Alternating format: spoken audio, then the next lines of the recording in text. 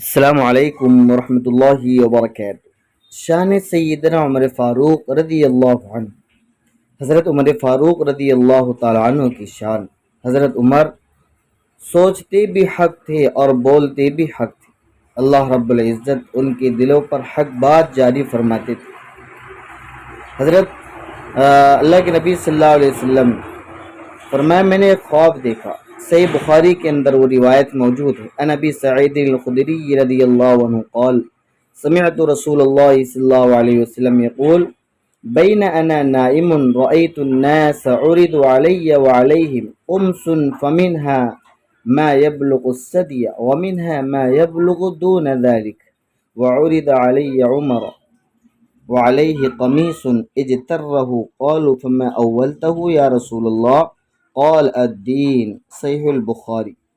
حضرت ابو سعید خدری رضی اللہ عنہ سے روایت ہے کہ رسول اللہ صلی اللہ علیہ وسلم نے فرمایا، میں نے خواب میں دیکھا کہ کچھ لوگ میرے سامنے پیش کیے گئے۔ بڑی پیاری بات ہے، مکمل دیکھی ویڈیو، جو قمیص پہنے ہوئے تھے۔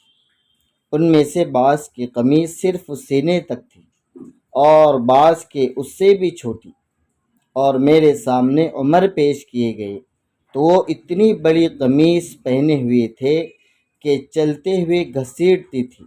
صحابہ رضی اللہ عنہ نے عرض کی، یا رسول اللہ، آپ نے اس کی تعبیر کیا لی؟ اس خواب کی تعبیر کیا لی؟ نبی کریم صلی اللہ علیہ وسلم نے فرمایا کہ اس سے مراد دین۔ عمر رضی اللہ تعالیٰ عنہ سوچتے بھی حق اور بولتے بھی حق۔ اللہ کے رسول صلی اللہ علیہ وسلم نے فرمایا، ان اللہ جعل الحق علی لسان عمر وقلبہ۔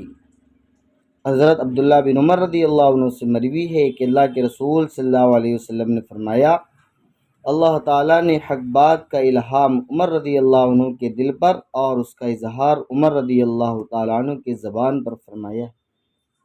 یہ حضرت عمر رضی اللہ تعالیٰ عنہ کی شان تھی۔ اللہ نے بڑا مرتبہ بنایا تھا۔ دین اسلام کے پہلے انہیں اونٹ چرانا نہیں آتا تھا، لیکن جب اسلام کے اندر داخل ہو گئے تو کہا لوگوں کے وہ امیر بن گئے۔ 22 لاکھ مربع میل پر ان کی عمارت